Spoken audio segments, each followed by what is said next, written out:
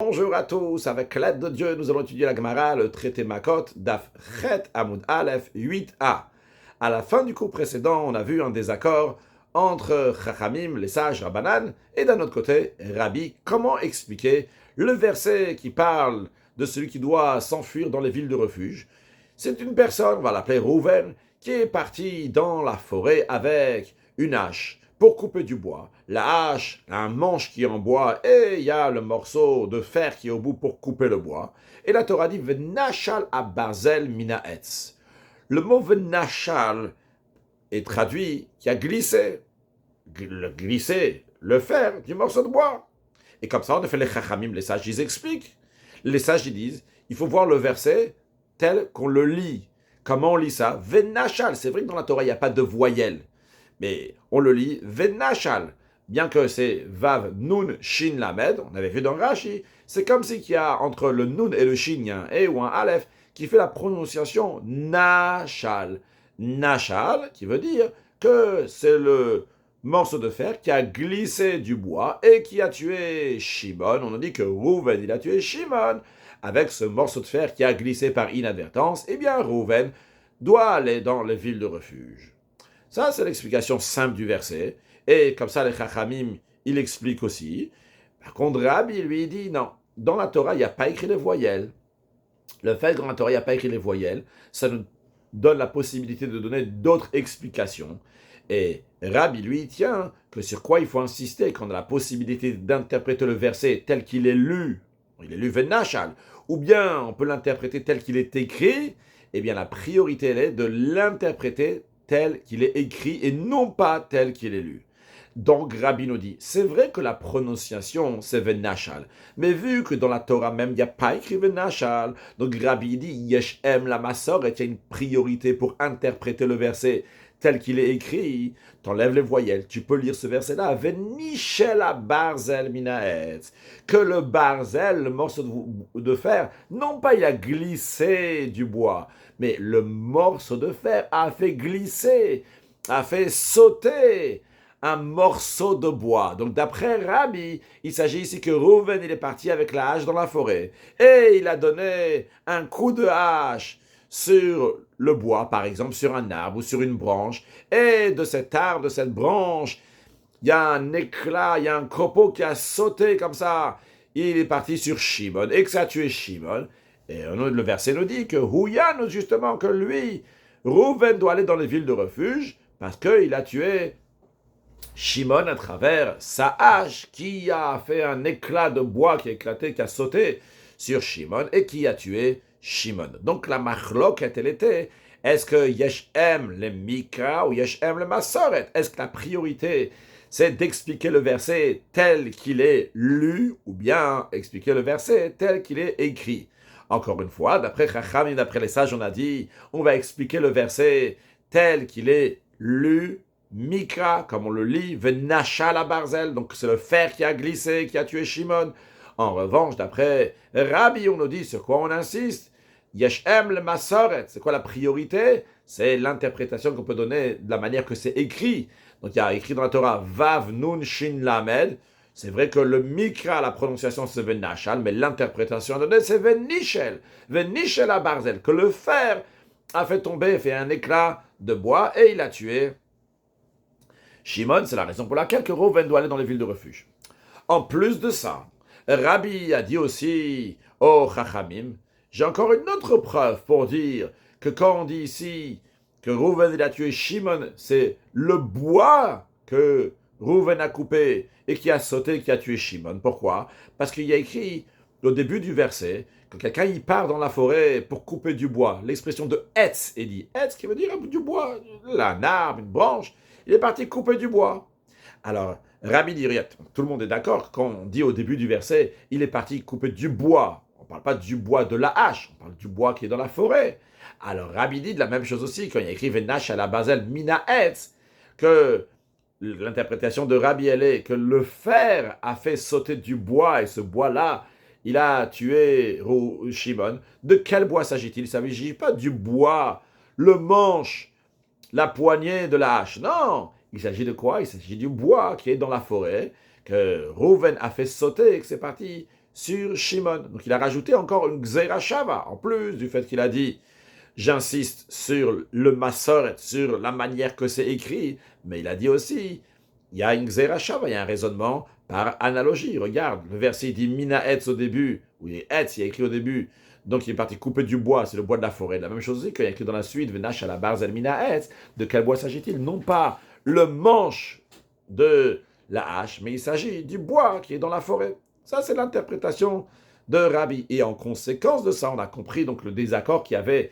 dans la Mishnah, dans la Zayin Amud Bet, que si le morceau de fer, il s'est détaché et il a tué, est-ce que la personne doit aller en exil ou pas? Que d'après Rabbanan, d'après Chachamim, les sages, ils disent oui, il doit aller en exil, parce qu'ils disent, c'est ça l'explication du verset, Venash à la Barzal Minaetz, que le morceau de fer, il est tombé du manche du bois et il a tué.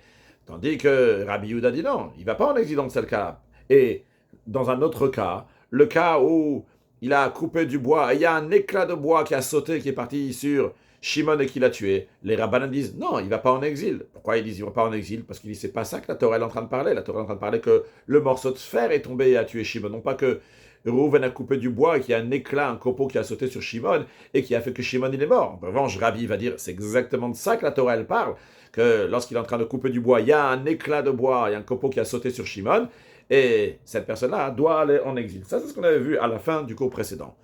En tous les cas, ce qu'il y a à retenir, pour ce qu'on va voir tout de suite dans la Gemara, dans Dafret Amud Aleph, c'est que d'après l'opinion de Rabbi, là, il tient que Yesh Em le Masoret. On donne la priorité pour l'explication du verset tel qu'il est écrit, non pas tel qu'il est lu. Alors la Gemara demande un instant.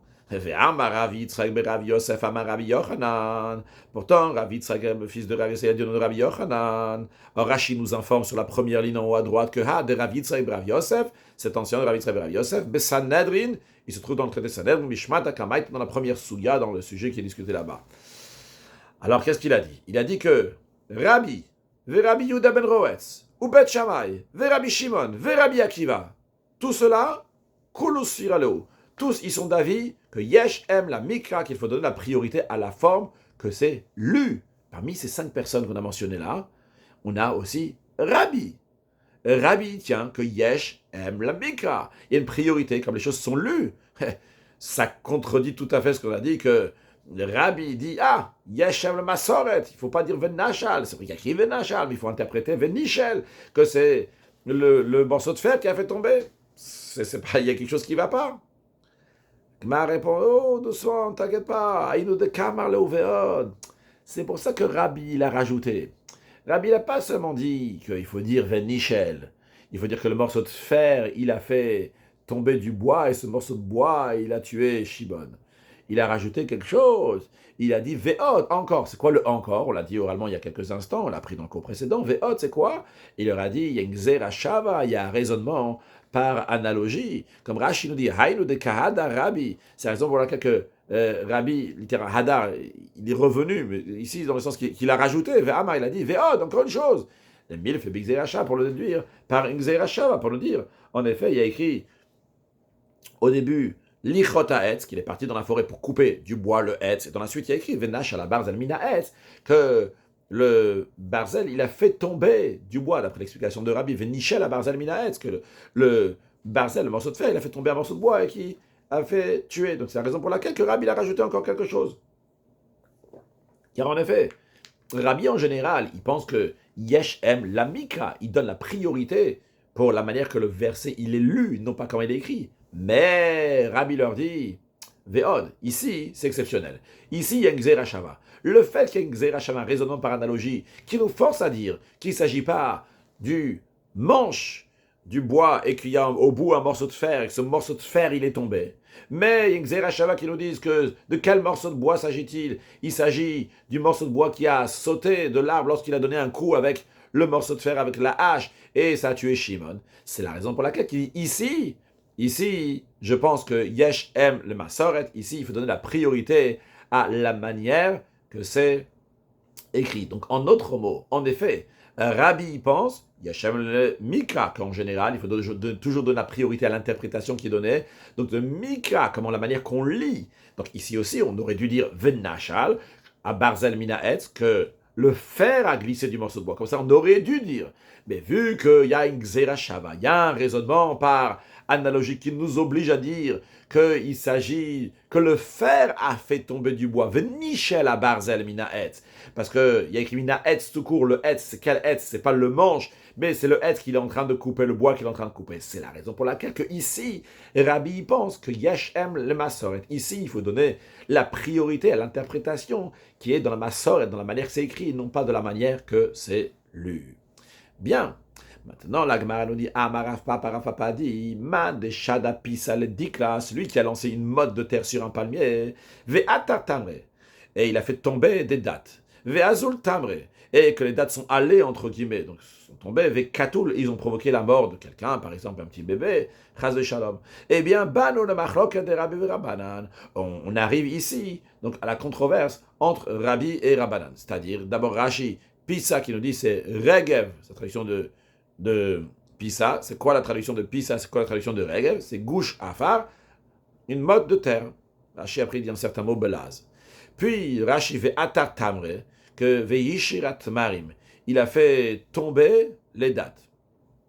Bano le Machloket, toujours dans Rashi, on est venu à le désaccord. C'est le même cas que tu as coupé du bois. Et le bois, il a sauté, il est parti tuer quelqu'un. Que d'après Rabbi, on va dire, c'est exactement ça que la Torah elle dit, celui-là, il va dans les villes de refuge. Il a pris une hache, il a coupé du bois, le bois, il a sauté, il est parti sur Shimon. Reuven doit aller dans les villes de refuge. Ah, c'est l'explication c'est l'opinion de Rabbi. Par contre, Rabbanan disent non, il faut que c'est le morceau de fer qui est tombé de la hache. Donc d'après les Rabbanan, cette personne-là ne va pas aller en exil. D'après Rabbi, cette personne-là, elle ira en exil. La Gemara dit Rav Papa, pshita, c'est évident. C'est quoi le faire tomber une date de l'arbre? C'est exactement le même cas. Faire qu'il y a un éclat de bois qui est parti d'un arbre et qui a tué. Qu'est-ce que Rav Papa vient rajouter? C'est quoi le chidouche de Rav Papa? Ok, c'est sûr que c'est la marloquette entre Rabbi et Rabbanan. Alors la Gemara répondant Mao de Tema, tu aurais pu dire que Koach Kochodame. Tu aurais pu dire que le cas des dates, il est traité comme une mort qui résulte d'une force secondaire, la force de sa force. Il y a sa force, que c'est la motte de terre qu'il a envoyée. Et après, il y a une autre force, une force secondaire, qui est la date qui est tombée. Elle, là, tu es Kamash Malade. Justement, Rafa vient nous apprendre que ce n'est pas différent de celui de la Mishnah. Ici aussi, Rabbi va dire cette personne va en exil. Donc, en autre mot, d'après Rabbi, c'est considéré Koach Kocho. Donc, c'est pas considéré Koach Kocho, pardon, c'est pas considéré la force de la personne. D'après Rabbi, lorsque quelqu'un a lancé une motte de terre et que cette motte de terre-là fait tomber une date et qu'elle a tué, bien que les Rabbanan, ils vont dire que c'est la force de la force, parce que sa force, c'est seulement la motte de terre qu'il a lancée. Après, quand la date elle est tombée, c'est la force de la force. Et Rabbanan, les sages vont dire qu'il va pas en exil, mais Rabbi dira qu'il va oui en exil. Alors, les Madon, mais dans ce cas-là, ok, si c'est Rafa veut nous le dire, il va nous dire clairement, bien nous dire explicite que d'après Rabbi, il ne va pas en exil parce que c'est considéré sa force. Mais on a une question sur Rabbi, il a le Rabbi là. D'après Rabbi, qu'est-ce qui est considéré une force secondaire dans laquelle la personne ne va pas aller en exil? Voyons d'abord Rashi, Mao de Teima, tu aurais pu dire, ah le Rabbi, ça, ce cas-là, donc de la motte de terre qui est partie sur la date, que la date elle est tombée, elle a tué quelqu'un.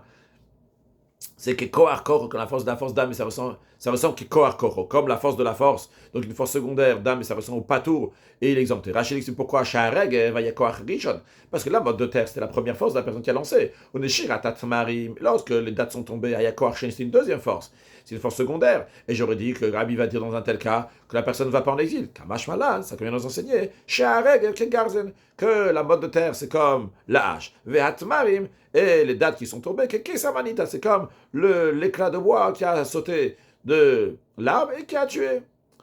Alors la Gemara demande, ok, très bien, j'ai compris alors ce que tu m'as dit pour Rabbi.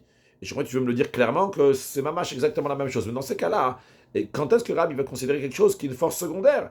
Alors la Gemara répond qu'il donne des shada pisa. Dans quel cas ça va être considéré une force secondaire? Dans un cas où il a lancé une motte de terre vers un arbre. Puis, où marié les garma. Et qu'elle a frappé une branche. Rachid nous dit les garma, ou etz acharayot, c'est l'arbre du palmier, chatmar, que les dates sont suspendues sur cet arbre. Donc, sa motte de terre, elle a frappé une branche. Puis, attention, ça n'a pas touché des dates, ça a touché la branche. Mais Azil Garma, et après, la branche, elle est allée, entre guillemets, pour marquer le chabas, elle a heurté une grappe de dates.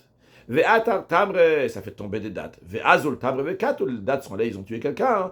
Dans ce cas-là, Rabbi, il va dire que c'est kohar koro, c'est une force secondaire. Rashi, marqué les chubsa, c'est pas exactement la même version de la Gemara, c'était Chabasa, en tout cas, il dit ou eshkolatam, c'est la grappe de dates amkubatzim yachad, des dates qui sont ensemble. Donc ici, Rabbi considère ça la force de la force. Quand est-ce? Lorsqu'il y a un, une motte de terre, deux, ça a touché une branche, trois, cette branche-là, elle a touché la grappe de date, et après il y a une date qui est tombée et qui a tué. Là, ça sera considéré pour Rabbi kohar koro, la force de sa force, et dans ces cas-là, la personne, elle n'ira pas en exil. Mishnah. Hazorek even lirshuta rabim veharag. Quelqu'un, il a lancé une pierre dans le domaine public et ça a tué un passant. Arezegol et il va en exil.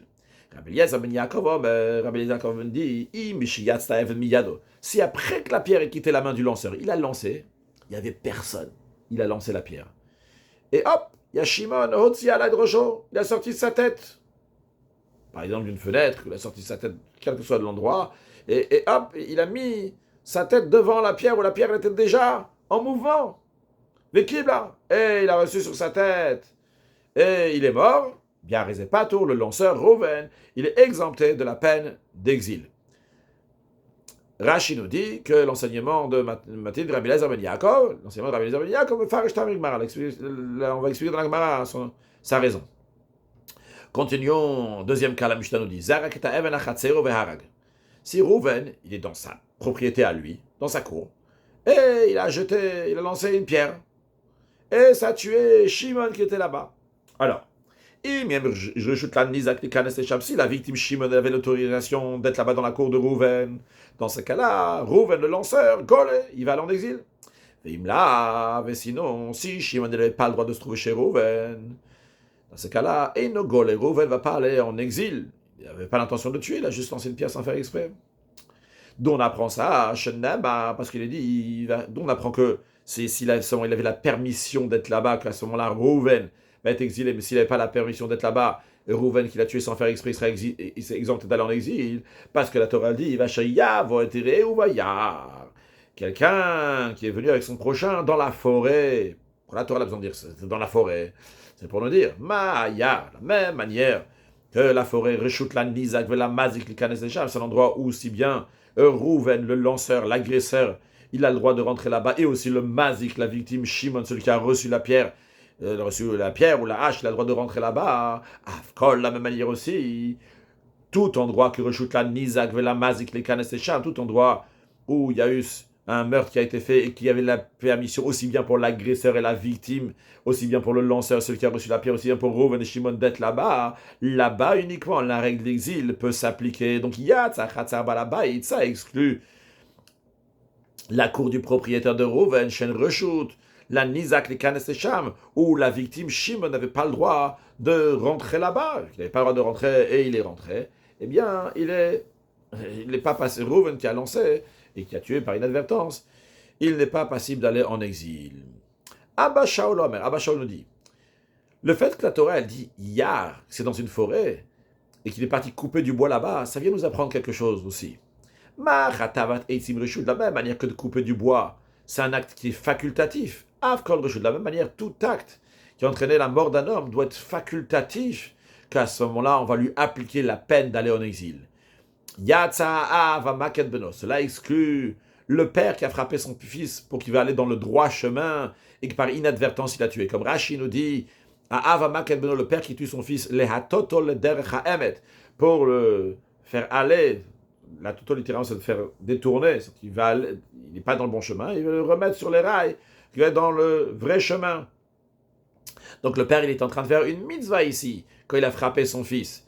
Il a tué, c'était involontairement. Dans ce cas-là, il ne va pas en exil, parce que c'est une mitzvah qu'il était en train de faire, contrairement à ceux qui coupent du bois, c'est quelque chose qui est facultatif. De même, Vehara va rodet talmido, le maître qui punit son élève, et involontairement, il a tué. Et de même, de même, le mandataire d'un tribunal Rashi nous dit, qui donne les 39 coups de bastonnade, littéralement c'est 40, mais c'est 39. Le Chayav Malkout à celui qui était passif de recevoir les 39 coups de bastonnade. Lui, il a donné les coups et il est mort. Il est en train de faire une mitzvah, il est en train de faire ce que le tribunal lui a dit de faire. S'il a tué, il est exempté d'aller en exil parce que c'est pas le même cas que la Torah dit, quelqu'un qui va pour couper du bois dans la forêt. Couper du bois, c'est quelque chose qui est facultatif. Bien, maintenant la Gemara reprend le début de la Mishnah qui disait que celui qui a lancé une pierre dans le domaine public et il a tué, eh bien on a dit, Arezegolé, il est exilé. Alors, qui est-ce qui est exilé? C'est uniquement quelqu'un qui a tué par inadvertance. Alors la Gemara s'étonne, a dit un instant, l'Irshut Arabim, cette personne-là, il a lancé une pierre dans le domaine public. Hey, Mézidou, c'est quelqu'un qui a fait ça, il a tué volontairement, de manière délibérée, tu lances une pierre. Il y a plein de gens qui sont dans le domaine public, tu lances une pierre, ah, ça a tué. Bah oui, ça a tué, qu'est-ce que t'attendais quoi? Il y a des gens, il y a des passants dans le domaine public. Cette personne-là, elle a fait un acte qui est si grave, elle ne peut pas aller en exil, elle ne peut pas être expiée par aller en exil. Il n'a pas fait ça par inadvertance.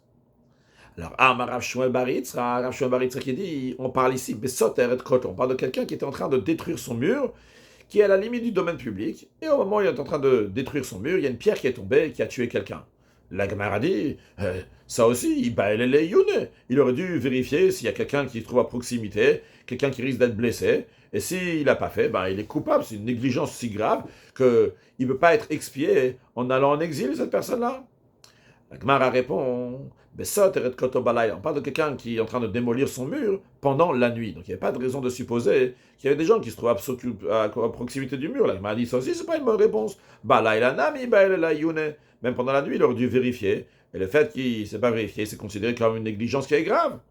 La Gemara répond, on parle de quelqu'un qui est en train de démolir son mur, qui était à côté d'une décharge. Il y a une décharge, un dépôt dans lequel les gens ils mettent là-bas toutes leurs poubelles. Et quand les poubelles, c'est pas comme les poubelles d'aujourd'hui, ça c'est des décharges, des gravats là-bas, des choses comme ça. Et donc lui, il est en train de démolir son mur, lâche pas. Donc ça tombe directement dans dans ce dépotoir. Et c'est la raison pour laquelle que cette personne-là, c'est un shogeg, il a fait ça par inadvertance. La Gemara dit un instant. De quel dépotoir il s'agit? Sur cette décharge, dépotoir, et Chidami. Comment il fonctionne? C'est fréquenté par le public qui l'utilise pour aller faire le besoin là-bas. Alors dans ce cas-là, Poshéo, il est négligé, c'est une très grave négligence. C'est quoi cette histoire-là? Il y a des gens qui vont faire leurs besoins là-bas. Quand c'est une décharge, tu casses ton mur là-bas. Mais à l'instant, il y a des gens qui sont en train de faire leurs besoins peut-être là-bas. Donc c'est si grande négligence, on ne peut pas dire que cette personne-là va aller en exil. Il ne peut pas être expié par l'exil. D'un autre côté, si tu parles d'une décharge qui n'est pas fréquentée par des gens, les gens ne vont jamais faire leur besoin là-bas, et concrètement, au moment où lui, il a cassé son mur avec quelqu'un là-bas, dans ce cas-là, il est un cas de force majeure, c'est quelque chose qui est tout à fait inattendu, quelque chose d'incroyable, d'imprévisible, et dans ces cas-là, il ne doit pas aller en exil non plus, parce qu'il n'y a que le shogeg, celui qui a fait quelque chose par inadvertance, qui va en exil, ni le mézid, ni quelqu'un qui a fait quelque chose de manière délibérée, ni quelqu'un qui a fait quelque chose de manière honnête. Il a fait quelque chose, ce qui est les conséquences, c'était quelque chose d'imprévisible. Alors de quelle décharge on parle? Rav Papa, il répond, il dit, ici, cette Mishnah, elle parle d'une décharge qui est utilisée par le public pour l'ipanotba, pour faire ses besoins la nuit, comme Rachid nous dit, l'ipanotba, bnei Adam. Les êtres humains, ils sont nifnés, donc les nigvem, ils vont là-bas, ils détournent les termes, ils vont là-bas, les nigvem, pour faire leurs besoins. Mais ils vont faire leurs besoins uniquement pendant la nuit là-bas. Les gens, ils vont pas se soulager et faire leurs besoins en journée. Mais, malgré ça, il y a des fois, occasionnellement, exceptionnellement, certaines personnes qui viennent passer par là, s'asseoir, donc faire leurs besoins, même dans la journée. Mikreviyat, c'est vrai qu'ils s'assoient là-bas. Oui, Mikreviyat, il vient. Rachid nous dit, il y en a qui vont s'asseoir. Rachid nous dit, il ne pas juste s'asseoir pour prendre de l'air frais là-bas. Justement, il n'y a pas d'air frais tellement. Mais c'est l'Ipanot Bayom, ils vont s'asseoir pour faire leurs besoins en journée. Donc, ce gars qui a cassé son mur et qui s'est parti dans cette décharge-là, de quelle décharge il s'agit? Une décharge dans laquelle les gens ils font leurs besoins la nuit, mais pas le jour. Donc, Poché à l'Orave, cette personne n'est pas considérée comme une négligence. Pourquoi? Parce que cette décharge n'est généralement pas utilisée par le public pour se soulager en journée. Honnêtement, il le avait, mais il n'est pas considéré non plus comme l'auteur d'un accident qui est imprévisible. Tu peux pas dire non plus imprévisible. Pourquoi? Parce que ça arrive occasionnellement des gens qui viennent passer là par là et s'asseoir. Donc c'est la raison pour laquelle cette personne est considérée un shogeg. Donc en deux mots, de quoi on parle? On parle de quelqu'un qui casse son mur, en effet, dans le domaine public, dans un endroit où il y a du public, mais cette personne-là ne s'attendait pas qu'il y avait quelqu'un qui est là-bas, parce qu'en général, les gens ils font leurs besoins uniquement la nuit et pas le jour, mais ça arrive de fois qu'ils sont là-bas le jour. Donc on ne peut pas dire que c'est un mézid. S'il a fait ça la nuit, clairement c'est un mézid. Il a fait délibéré, il a tué des gens vont faire leurs besoins là-bas la nuit. Si il a fait ça le jour, on ne peut pas dire non plus que c'est impossible, parce que c'est quelque chose qui est peu prévisible. Des fois, les gens vont aller, donc c'est un choc, et que c'est quelqu'un qui a fait volontairement. D'ailleurs, basé sur cette explication, Tosfot il dit que finalement, on peut très bien dire que c'est quelqu'un qui a lancé une pierre dans une décharge de ce genre, une décharge donc, qui est utilisée la nuit et pas le jour, donc pour maintenir les mots de la Mishnah, parce qu'en effet dans la Mishnah écrit à Zorek Even, quelqu'un qui a jeté une pierre dans le domaine public, on a dit casse son mur, etc. On peut maintenir que c'est Zorek Even, il a jeté une pierre dans le domaine public. Quel domaine public dans cette décharge-là, que les gens vont faire leurs besoins uniquement la nuit et rarement le jour, qu'il est considéré shogeg par une détente, c'est pour ça qu'il va en exil. Après, la Gemara explique la partie suivante de la Mishnah, Rabbi Eliezer ben Yaakov Omer. Rabbi Eliezer ben Yaakov disait que si quelqu'un il a jeté une pierre, au moment où il a lancé la pierre, il n'y avait personne qui était là-bas. Et après, il y a Shimon qui a sorti sa tête et il a reçu la pierre, il est mort. Eh bien, Reuven qui a lancé la pierre, il est exempté parce qu'au moment où il a lancé, il n'y avait personne dans la trajectoire de cette pierre-là. Tanura Banan. De ça, j'enseigne dans une braïta. L'expression de la Torah, elle est Umatza Edreu, que ce qui est tombé, Matzah a trouvé son ami. Ce que Reuven a lancé a trouvé Shimon, et Shimon il est mort. L'expression de Matzah est là pour nous dire Prat le mamtsi et tatzmo. Ça vient exclure celui qui se présente de lui-même. Mamtsi et tatzmo, il a sorti sa tête, il a amené sa tête à l'endroit où la trajectoire de la pierre. Mikana, Rabbi Eliezer ben Yaakov, de là de ce verset qui est écrit Matzah, que la pierre a trouvé Shimon, et non pas que Shimon s'est affiché à lui. Rabbi Eliezer ben Yaakov répond là, si après que la pierre elle a quitté sa main, la victime a sorti sa tête, il a reçu, pas tout, le lanceur est exempté de la peine d'exil. La Gemara dit un instant, qu'est-ce que tu es en train de me dire ici? Le Meimra de Matzah Meikar Mashma. Tu veux dire que le terme trouver sous-entend trouver quelque chose qui était déjà là auparavant? Oui, c'est ça que tu es en train de me dire. Shimon était déjà là, la pierre que Reuven a lancée, elle a trouvé Shimon qui était déjà là avant. D'abord Rashi, ou Matzah, Mashma, sous-entend Shu Sham qui est déjà là-bas. Ou Metsaon, Shirat Nesh la Barzel, et l'a trouvé, le fer qui a glissé, qui est tombé de la hache, il a trouvé Shimon qui était déjà là-bas. C'est ça que tu veux me dire? Mais, un instant, hormis nous, on conteste ça. Regarde la braïta suivante. On va ramener ici un autre contexte dans lequel on voit aussi l'expression de Matzah dans la Torah. Et on va voir que c'est pas quelque chose qui était déjà là avant. C'est quelque chose au contraire qui est arrivé après. La Balagma, elle parle de quelqu'un qui a vendu son champ ancestral. Imaginons que Reuven, il avait son champ ancestral et il n'avait plus les moyens et il a vendu à Shimon. La Torah dit que Reuven qui l'a vendu a la possibilité de le racheter. Et Shimon, l'acheteur, a le devoir de ne pas garder ce champ ancestral de Reuven si Reuven a les moyens de l'acheter. Mais attention, il faut que quand Reuven a vendu son champ ancestral à Shimon, Reuven n'avait pas les moyens de racheter, d'avoir ce champ-là, de racheter ce champ.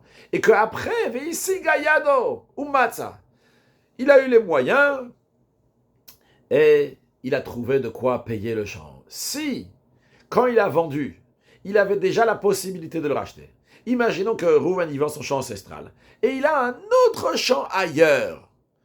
Et après, le lendemain, une semaine plus tard, 6 mois plus tard, 1 an plus tard, il dit « Ah, je vais vendre le champ que j'ai ailleurs, je vais recevoir l'argent du champ qui est ailleurs et je vais racheter le champ ancestral. » Dans ce cas-là, Shimon, l'acheteur de ce champ ancestral de Reuven, n'a pas le devoir de le rendre à Reuven. Parce que la Torah dit « V'isi Gayado », c'est-à-dire que ça y est, il a eu les moyens maintenant. Ou Matzah que maintenant il a trouvé. Sur le texte de la Braïta, il y a un Rashi déjà avant, excusez-moi, désolé de repartir en arrière. Prat le mamsi, atzmo achareken, c'est bien exclu celui qui s'est fait trouver lui-même après ça. Otsi ala drosh oshim, il a sorti sa tête de la fête, kibel avait mitzro, il a reçu la pierre dans son front. Je continue de Rashi directement, vu qu'on y est. Ou matzah, pat le matsui. C'est le mot que la Braïta qu'on n'a pas encore commencé sur le texte. Ou matzah, pat le matsui. Il a trouvé, c'est bien exclure celui qui est déjà trouvable, qui est déjà disponible. Rashi nous dit, il s'agit de quelqu'un, on va dire Reuven, qui vend son champ ancestral. Les parenthèses, on les enlève d'après le Maharsha. Et dans ce contexte-là, il est écrit, Vehisiga Yado, qu'il a eu les moyens et il a trouvé, il a acquéra les moyens, la Torah dit. Donc, Umatza, et il va trouver. Donc, on apprend de là, pas le matzui, ça vient exclure ce qui est déjà trouvable, ce qui est déjà disponible. Le bar, il nous dit ici, il faut rajouter, pas le matzui, livdot. Ça vient exclure celui qui avait déjà de la disponibilité pour racheter. Il avait déjà quelque chose avec lequel il pouvait racheter ce champ ancestral. Donc, imaita geulazo metsuya biyado, si cette libération, entre guillemets, si les moyens de libérer, de racheter ce champ ancestral étaient déjà en possibilité théorique, comme par exemple l'exemple que j'ai donné, qu'il avait déjà un autre champ, pour racheter ce champ ancestral, était déjà là au moment de la vente chez Mochar, lorsqu'il a vendu. Dans ces cas-là, on n'oblige pas l'acheteur Shimon de lui rendre à Reuven l'ifadot pour qui va la racheter.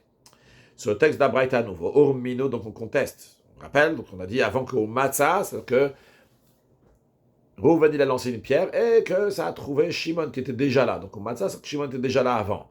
La Gemara est en train de demander une question ici, Urmino, qui te dit que Matzah, ça veut dire qu'il était déjà là avant. On apprend dans une braïta, ou matzah pat le matzui. Il trouvera suffisamment pour son rachat. Ça vient exclure le droit de rachat dans le cas où il avait déjà les moyens étaient déjà disponibles. Donc, de là on apprend, chez le yimkor berachok v'yigol bekarov. Il n'a pas le droit de vendre une terre plus lointaine et racheter avec la terre plus lointaine qu'il a vendue le produit de cette vente-là, le champ qui est plus proche. De même, il n'a pas le droit, Béra, de vendre une terre de qualité qui est inférieure, Veigol Beyafe, pour acheter une terre de qualité supérieure, vu qu'il possédait ses autres champs au moment où il a fait la vente de son champ ancestral, eh bien, ça ne s'appelle pas qu'il a trouvé maintenant un nouveau moyen. Ces moyens-là existaient déjà au moment de la vente. Dans ces cas-là, Shimon qui a acheté le champ ancestral de Reuven n'a pas le devoir, n'a pas l'obligation de lui revendre son champ, de lui retourner son champ avec l'argent qu'il va lui donner. En tous les cas, ce qui nous intéresse, c'est qu'on voit ici que la Torah elle dit Matzah, il l'a trouvé. Et Matzah ici, ça ne veut pas dire Matzah qu'il a déjà, il s'était déjà là-bas avant toi. Tu m'as dit Matzah et où il a trouvé son ami. Donc ça veut dire que quand Reuven il a lancé la pierre, il y avait déjà Shimon qui était là-bas et qu'il a reçu la pierre. Mais tu vois bien ici que Matzah ne veut pas dire qu'il était déjà là-bas. Matzah, c'est que maintenant, il a trouvé les moyens et l'argent. Rav il donne la réponse, il dit non, c'est vrai que c'est pas la même explication de Matzah qui est dit dans les villes de refuge, que Shimon était déjà là-bas, il a reçu la pierre, et Matzah qui est dans les champs ancestrales, qui maintenant il a trouvé les moyens. Mais la raison est simple, parce que ici, dans le cas de l'accident causé par le bûcheron, on l'interprète selon le contexte du verset. Vehatam là-bas, on va interpréter en fonction du contexte du verset. Il y a un contexte qu'il faut voir. Comment ça? Commençons par là-bas, par dans le champ ancestral. Là-bas, Matzah, Dumya de Visigayado. Le verset il dit Visigayado, il acquérera les moyens, Matzah, et il trouvera. Alors, le Visigayado ou Matzah, ils vont ensemble. La même manière, Visigayado, la même manière qu'il acquérera les moyens. C'est mais Ashta, c'est à partir de maintenant. Et maintenant, à partir d'aujourd'hui, dans le futur.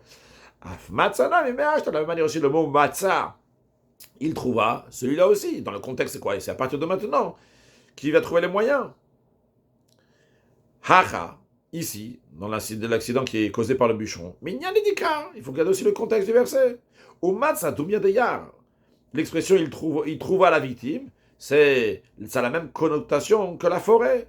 Mayar midideitemika, parce qu'on a dit il est parti dans la forêt. Ou matzah, là-bas, la hache avec le morceau de fer, le morceau de fer qui est tombé, il a trouvé Shimon. Alors, c'est comme dans la forêt. Mayar midideitemika. De la même manière que la forêt, c'est quelque chose qui avait déjà là avant que l'accident se produise. De la manière, le mot matzah, il trouva, sous-entend qu'il a trouvé quelque chose qui était déjà là avant, donc c'était Shimon qui était déjà là avant.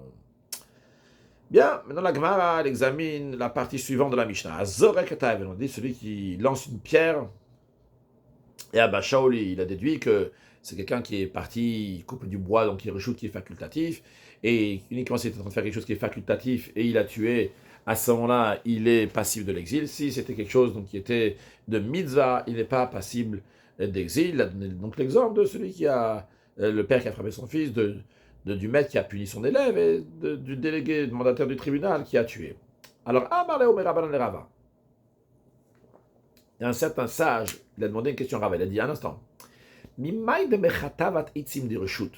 Pourquoi on suppose que le cas de l'abattage du bois fait allusion à un acte facultatif? Dilma peut-être, mais c'est vrai, la Torah elle dit quelqu'un est parti avec son copain, avec son ami, son prochain pour couper du bois. Toi, tu as dit couper du bois, c'est facultatif. Un instant, qui te dit? Peut-être on parle ici, il a coupé du bois pour faire une souka, pour faire une mitzvah. Ou bien, il est parti couper du bois pour le misbéach, pour l'hôtel. Il y a besoin qu'il y a là-bas du bois. Il est parti couper ce bois-là. Va filouari quand même. L'Igle qui va en exil, même si il est en train de faire couper du bois pour une mitzvah. Donc, en tous les cas, on peut très bien dire qu'il est parti couper du bois pour une mitzvah. Malgré cela, s'il a tué, malheureusement, il doit aller en exil. Amarle, Rav lui a répondu, lui a dit, s'il doit faire une souka, et il trouve du bois déjà coupé, est-ce qu'il y a une mitzvah? On dit, non, attention, tu ne touches pas à ce bois-là, on veut que tu coupes du bois pour faire une souka. Non, on ne veut pas lui dire, tu n'as pas un devoir de couper du bois pour une souka. Ok, tu as besoin du bois pour la souka, mais il n'y a pas une mitzvah de couper du bois pour la souka, il y a besoin d'avoir du bois. Si tu as du bois qui est déjà coupé, tu n'as pas besoin d'en couper. Donc, Ashtanami, donc maintenant aussi, même dans un cas où il doit, oui, couper du bois pour la souka, quand même, on dira, vu que tu n'as pas un devoir de couper du bois, bien que tu as besoin du bois, tu coupes du bois pour la souka, mais la mitzvah, c'est pas une mitzvah. Rashi, Ashtanami. Maintenant aussi, s'il n'a pas trouvé du bois qui est déjà coupé, en mitzvah. Le fait de couper du bois, c'est pas une mitzvah, la sieta souka. La mitzvah, c'est quoi? C'est de faire une souka. Donc, même s'il va couper du bois pour la souka, la mitzvah la koto. C'est pas... Ah non, c'est pas encore ici ça. La mitzvah. On va voir après ce Rashi là. Ok. En tout cas, le principe donc, que Ravaye il a ressorti, c'est que si tu fais quelque chose que tu n'es pas obligé de faire, tu aurais pu t'en passer.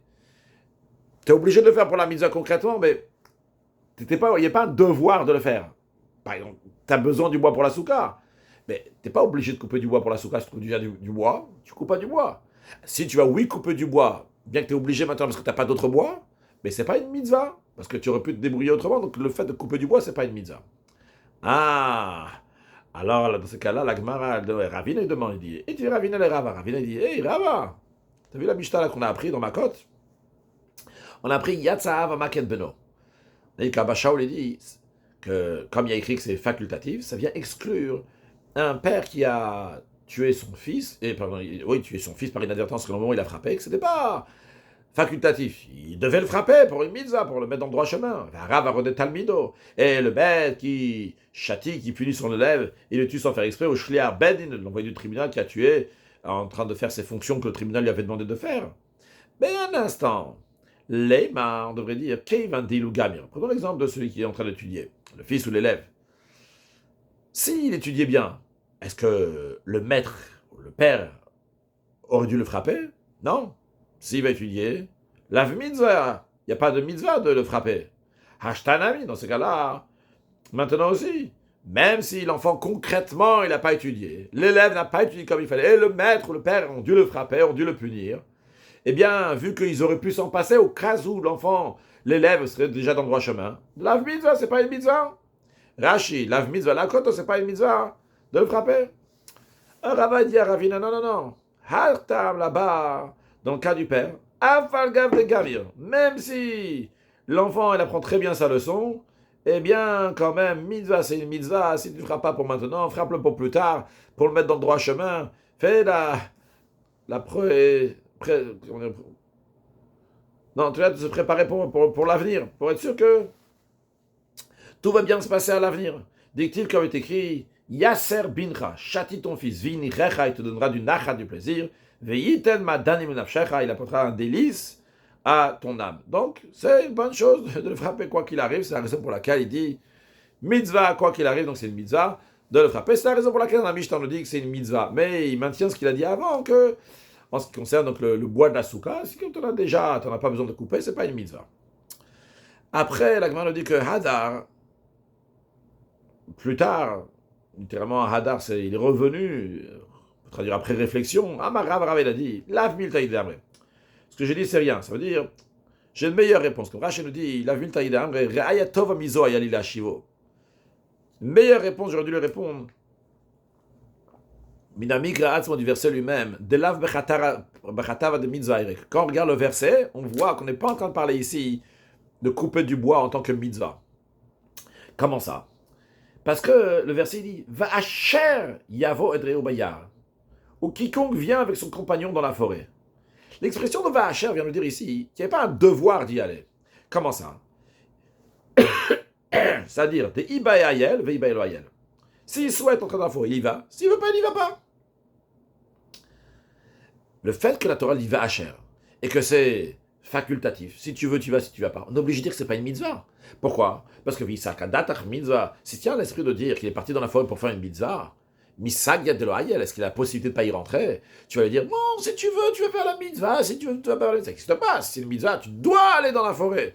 Quand on dit Va'asher, c'est bon. Si il a voulu, c'est lui qui a décidé d'aller dans la forêt. Donc qu'est-ce qu'on voit? On voit du verset, du contexte même, l'expression de Va'asher qui nous dit que c'est le shoot, c'est facultatif. Et c'est la raison pour laquelle Kabachol le dit, ça vient exclure donc quelque chose qui est l'idvar mitzvah pour une mitzvah. Amar le Ravad Abarav ale Rava. Ravad Abarava, il a questionné Rav, il a dit, un instant, tu viens de dire ici que quand on dit Asher, Va'asher Yavodreu, et il est venu, c'est facultatif. Quand l'Eicha dictive Asher de Ibaeu, tu veux dire qu'à chaque fois il y a écrit l'expression de Asher, ça veut dire que c'est facultatif, s'il veut y aller, comme ici, s'il veut aller dans la forêt, elle a meata. Alors, dans ce cas-là, maintenant, à propos de celui qui rentre dans le Beth Amikdash, dans le temple, et qui est dans un état d'impureté, parce qu'il est en contact avec un mort, il ne s'est pas purifié, eh bien, on nous dit que cette personne-là, elle est passive de karet, de retranchement. Et l'expression que la Torah, elle dit, c'est Veish Asher Yitzma Velo Yitrata. Un homme Asher, qui est devenu impur, et Velo Yitrata, qui ne s'est pas purifié, et il est rentré dans le temple, eh bien, il aura la peine de karet, de retranchement. Alors, d'après ce que tu es en train de dire, toi, Rava de Barava qui est dans la Rava, il dit, d'après ce que tu es en train de dire, que Va'asher, c'est facultatif. Ça veut dire un autre mot, tu es en train de dire ici, V'ish Asher Itma, c'est quelqu'un qui est devenu impur, et c'était facultatif, il n'était pas obligé de devenir impur. Oui, on sait qu'il n'y a pas une interdiction pour un juif ordinaire de se rendre impur. C'est quelqu'un, il veut rentrer dans un cimetière, parce qu'il est un amateur de cimetière, ou bien parce qu'il était dans il a décidé d'aller dans un enterrement, il est rentré dans un cimetière. Il n'est pas obligé d'y aller, mais il est parti. Asher Itma. Il est devenu impur. Là, c'est facultatif. Mais imaginons quelqu'un qui n'avait pas le choix. Il est dans le désert, il a un maître mitzvah. Un cadavre comme ça, quelqu'un qui est mort, on ne sait pas quoi faire avec. Et il n'y a personne qui s'occupe de lui l'enterrer, il a le devoir de l'enterrer. Lui, c'est une mitzvah, n'est-ce pas? Donc lui, c'était pas un Asher Itma, qui est devenu impur parce que lui, il voulait. C'est parce que la Torah lui dit de faire. D'après toi, d'après ton explication que Asher, c'est uniquement facultatif, et dans ces cas-là, ce qui est écrit après, ça s'applique, comme par exemple dans les villes de refuge. Il est parti dans la forêt, c'était facultatif, et après il a tué sans faire exprès, on dit, ah, lui, il doit aller dans les villes de refuge. Dans ces cas-là, c'est unique dans notre contexte, à nous, que quelqu'un il est devenu impur. On devait dire comme ça. Ish Asher Itma, quelqu'un qui est devenu impur, parce que lui, il a décidé de devenir impur. Et il est rentré dans le temple après, sans s'être purifié. Lui, il est passible de karet. Mais si quelqu'un, il s'est rendu impur, parce que la Torah, elle dit qu'il doit devenir impur, comme par exemple un maître mitzvah, quelqu'un qui est mort, et qui a personne pour l'enterrer, c'est une mitzvah de s'occuper de lui. Et il est devenu impur pour ça. Dans ces cas-là, il ne devrait pas aller dans les villes de refuge, il ne devrait pas être passible de karet, de retranchement. Sur le texte. La me'ata, maintenant, quand on dit un homme que Asher, il est devenu tamé, il ne s'est pas purifié. Donc il faut traduire quoi? Ibae mitam et ibae lo mitam. S'il veut, il devient impur, s'il veut, il devient impur. Dans ces cas-là, et après il est rentré dans le temple pendant son état d'impureté, il s'est passé le carré de retranchement. Mais met mitzvah, mais s'il s'agit d'un cadavre abandonné, de l'osag et de l'omitame, où il n'y avait pas d'autre choix de se rendre impur. Achinam, il n'est pas dans ce cas-là, il devrait être exempté de la période de karet. Alors qu'on sait que c'est pas vrai, n'importe quelle personne qui rentre dans un état d'impureté dans le temple, il est passible de karet de retranchement. La Gemara répond, c'est différent là-bas. De Amarkra, car le verset il dit, d'abord Rashi, mais Oto, Chiev Lechakatu Karet. Celui-là, la Torah dit qu'il est passible de retranchement. Niklas Amigdash Betumazos, il est rentré dans le temple avec cette impureté. Mais si ce n'était pas le cas, si il est devenu impur parce que c'était un maître mitzvah, donc un cadavre qui était abandonné, Arkinam, il n'est pas, il devrait être exempté de retranchement. La Gemara répond, c'est différent là-bas d'Amarkra, car le verset il dit, dans la paracha qui parle de celui qui devient impur en contact d'un mort, il y a écrit là-bas, je dis tout le verset que la Nogia, Bemet Ben Nefesh Adam Shayamot Velitratat, Mishkan Hashem Tieme, Venicheta Nefesh Hayim Yisrael, qui menida lozora kalav, Tameiye Otumatobo. Ce qui nous intéresse, c'est la fin du verset, Tameiye Otumatobo. Donc le début du verset, il dit que si quelqu'un a touché un cadavre, le corps d'une personne morte, et qui ne s'est pas purifié, il souille la résidence d'Hachem, et cet âme sera retranché d'Israël, parce qu'il n'a pas reçu les eaux de la vache rousse qui n'ont pas été aspergées sur lui, donc il sera tamé, taméié, il sera impur. Sa touma est encore sur lui. Od tumatobo. Donc ce qui nous intéresse pour la suite, c'est taméié, od tumatobo. Ces mots-là. Alors, Rav est en train de répondre ici à Ravad Abarav. Il dit, non, c'est différent là-bas. Pourquoi? Parce qu'il écrit taméié. L'expression taméié, il sera impur, mikol makom. Quoi qu'il arrive, il sera impur. Ah, la Gemara dit, un instant, Rav, tu nous dis, parce qu'il écrit taméié, mais il y a déjà une dracha, il y a déjà une interprétation pour les mots taméié. Tu ne peux pas faire après une autre interprétation sur ça. Haoumi Bael, cette addition de taméié, il sera impur. On en a besoin, les détails qu'on a appris dans une braïta. Taméié, il sera impur, il sera encore impur. On va dire encore pour l'instant pour embrouiller. Taméié, il sera quand même impur. Les rabots dvul yom, ça vient inclure le tvul, tevila, yom d'aujourd'hui. C'est-à-dire quelqu'un il est dans un état d'impureté et dans son processus, il doit s'immerger dans un bain rituel. Il s'immerge par exemple maintenant en pleine journée et malgré ça, qu'il a une certaine pureté, mais il reste encore une certaine impureté qui fait qu'il n'a pas le droit d'aller dans le temple tant que la nuit n'est pas tombée. Donc, on vient te dire que celui-là, malgré qu'il est Tvoulium, il s'est trempé aujourd'hui dans la nuit, quand même, il n'a pas le droit de rentrer dans le temple. S'il va rentrer dans le temple, il sera passible de karet de retranchement. De même, la Braïta interprète la suite du verset. Il y a écrit Tameiye od tumatobo. La Braïta n'explique pas le mot od encore, mais il explique tumatobo. Son impureté est dans lui. Les rabot mechoussar kippurim, ça vient inclure aussi toute personne qui n'a pas encore apporté son sacrifice d'expiation. Comme Rashi nous explique les rabot mechoussar kippurim, ceux qui manquent d'expiation. Mais otan tumot atzrichot korban, c'est-à-dire il y a certaines impuretés que, en plus du fait qu'ils doivent s'immerger, même après quand ça arrive le soir, ils ont encore une certaine impureté, une trace d'impureté qui leur reste. Ils doivent amener un sacrifice. Et on a dit que même ces gens-là, qui c'est déjà arrivé le soir, eux, si vous rentrez dans le temple, dans cet état-là, qui sont déjà immergés, mais ils n'ont pas encore amené leur sacrifice d'expiation, ils sont considérés avec une certaine impureté, et ils sont passifs de karet de retranchement. Comme Rashi nous explique, je reprends, mais otam tumot atzrichim korban, dans les impuretés qui a besoin d'un korban, d'un sacrifice. Vetaval, il s'est immergé, ve'eriv shimsho, le soleil s'est couché, c'est déjà arrivé le soir. Ve'lohevi kaparato, il n'a pas amené de sacrifice d'expiation. Ve'nichnas migdash, il est rentré dans le temple, chayav, il est passif de karet de retranchement. Et Rashi, il nous informe, ve'arba tumoten, il y a 4 impuretés à te'unot korban qui nécessitent un sacrifice. Un, azav, un homme qui a eu un écoulement. Ve'azava, une femme qui a eu un écoulement. Ve'ayoledet, et la femme qui a accouché. Ve'ametzora, et le lépreux, il doit amener un sacrifice d'expiation. En tous les cas, qu'est-ce qu'on voit dans cette braïta? On voit que les mots taméié, il sera impur, ça vient inclure le tvoulium, celui qui s'est immergé dans le bain rituel aujourd'hui, et que pour se débarrasser total de son impureté, il a besoin d'attendre le soir, et tant que c'est pas arrivé le soir, et s'il est rentré dans le temple, il est passible de karet de retranchement. Donc comment toi, Rava, tu as pu dire que de taméié, il sera impur? On apprend que quoi qu'il arrive, il sera impur, même s'il a enterré un maître mitzvah, un cadavre qui était abandonné, que la Torah dit qu'il doit le faire, qui après il est rentré dans le temple, il sera passible de karet. On apprend quelque chose d'autre, on ne vient pas inclure ici celui qui est devenu impur avec un maître mitzvah, avec un cadavre abandonné, on vient inclure ici celui qui s'est immergé aujourd'hui, qui s'y rentre dans le temple, il est quand même passible de karet. Alors, Amarle, Rava a répondu à Rava d'Abarava, Anna, moi, quand je te dis Taméiye, ce n'est pas le mot mamash, le mot Taméiye, ce n'est pas de ces mots-là. Je voulais te dire que j'apprends Me'od Kamina, du fait qu'il y a écrit le mot Od. En effet, dans la Braïta, vous avez remarqué, on a interprété tameiye et tumatobo. Dans le verset, il écrit tameiye od tumatobo. Donc, la Braïta, en effet, elle a pris les mots tameiye pour le dvulium, elle a pris tumatobo pour le mukhusa kapara, mais pour le od, il n'y a pas d'interprétation. Rabbi dit, qu'est-ce qu'il vient faire ce od là en plus? Justement, il vient faire la dracha que je t'ai dit, que même si quelqu'un il a enterré un met mitzvah, un cadavre qui est abandonné, lui aussi, il n'a pas le droit de rentrer dans le temple. Rashi me od kamina, od tumatobo, l'expression de od. Od kayetera, donc c'est un verset qui en plus est drachao, c'est pour venir pour l'interpréter. Conclure avec un sujet de halakha et de chassidut. En effet, la halakha est que si quelqu'un il a lancé, il n'y avait personne dans sa trajectoire et qu'après il y a quelqu'un qui a sorti sa tête, eh bien il n'est pas passible d'aller en exil. Conclure avec un mot de chassidut. L'Admour Azakan ramène plusieurs fois l'expression Ilunitzavinu l'art of eating, que si on avait reçu l'ordre de couper du bois, eh bien on aurait fait le bois, on aurait coupé du bois. C'est ce que l'Admour Azakan veut dire, ce qu'on est en train de faire, les choses parce qu'Hachem nous a dit de faire. Hachem t'a dit de couper du bois, tu coupes du bois. Hachem t'a dit de mettre les tefilin, tu vas mettre les tefilin. Hachem t'a dit de faire Shabbat, tu vas faire Shabbat, garder la pureté familiale, de mettre une mezouza, etc. On va faire parce qu'Akadosh Baruch Hu nous a demandé de faire. L'idée, a priori, de l'Admour Azakan découle de l'Agmara ici, qu'on est en train de dire Machativ etzim reshut. Que couper du bois, c'est facultatif. Mais lo yitsuya, que l'instavin, l'ataveitsim, si Hachem nous avait dit de couper du bois, on l'aurait fait aussi, mais simkrav tous les vav. Mashiach now, une excellente journée.